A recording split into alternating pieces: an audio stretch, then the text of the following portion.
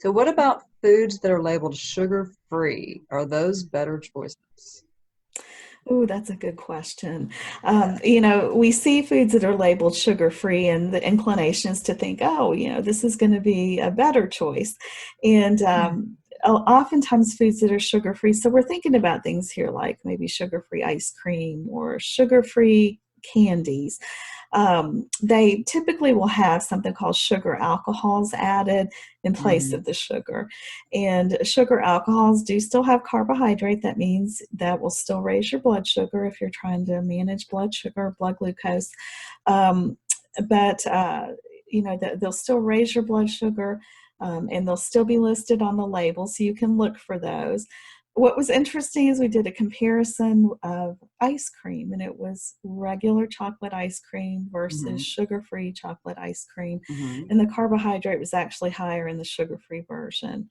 So just because it says sugar-free does not mean it's carbohydrate-free. And remember, carbohydrate is the main thing that we're looking at, total carbohydrate, Yeah. to affect blood sugar.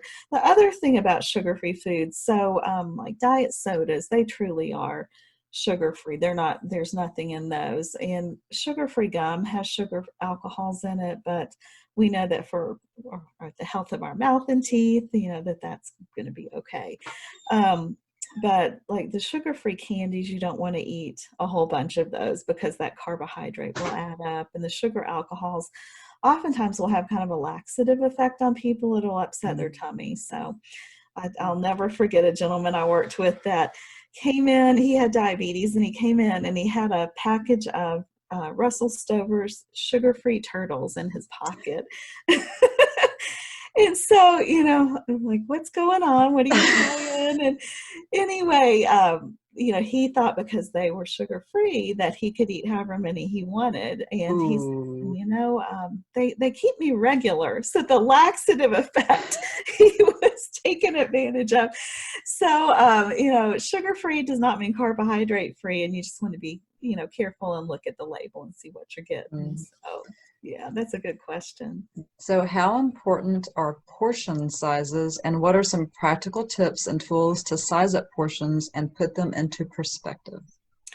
So when it comes to portions, particularly if people are trying to manage carbohydrate or trim calories, to lose a few pounds, whatever it may be, small reductions in portions can make a huge difference. And so I think a couple of easy ways to help you managing portions. One we were talking about is when you portion your plate. And so, the dinner plates are often about 10 or 12 inches, and downsizing that maybe to a little bit smaller lunch size plate automatically trims your portions, and you can fill Hmm. that plate up and visually trick yourself to Yes. feeling more satisfied. And there's been a lot of research done around that, which is really interesting. How we can Hmm. trick our mind. But when it comes to portioning the plate, about half of the plate should be those non-starchy vegetables. And so I encourage people, that's about the size of your hand, that much non-starchy vegetables. And then Hmm. we think about our meat portions, and that's going to be about the size of the palm of your hand, covering a fourth of the plate. And then Hmm. the other fourth is going to be your whole grains, your carbohydrate foods, fruit, Hmm. dairy. And so that's one easy way to really think about portions when you're fixing your plate, and then using your hand to help you estimate portion sizes. My fist is about a cup, and so you Okay. compare your hand to a measuring cup to help you really see, what kind of portions that you're getting. And then of course you can use measuring cups and spoons. I think portion checks are a good idea, at least once a month, to kind of make sure you're not getting larger portions than you think. Well, I So, know you mentioned plate size. I mean, we have been eating on smaller plates for a number of years now, and mhm. visually, you're right. You fill up the plate because that's what you want to do, and but you're Mhm. eating less food because it's a smaller plate. So I really Right. like that tip.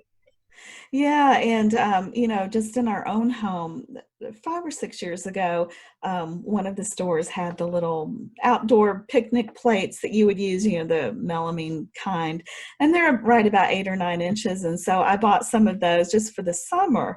But actually, that actually is what we eat off of all the time now because they're smaller, and it just helps you to manage portions better. So, yeah, it's an easy thing to do.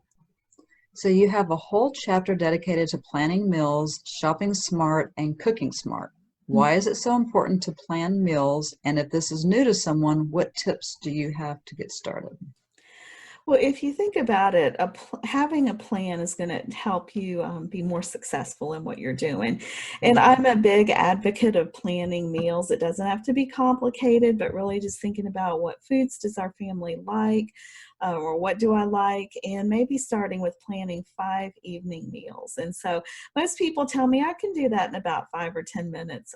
For me personally, I'll get up in the morning when my mind is fresh to try to tackle that task, so that you can Mhm. think clearly. Maybe Saturday morning, get up and kind of think about, all right, what do we want to eat for the next week? I'll usually plan five because, one night we may do leftovers or, enjoy time with friends outside, outside of these crazy days when this is over.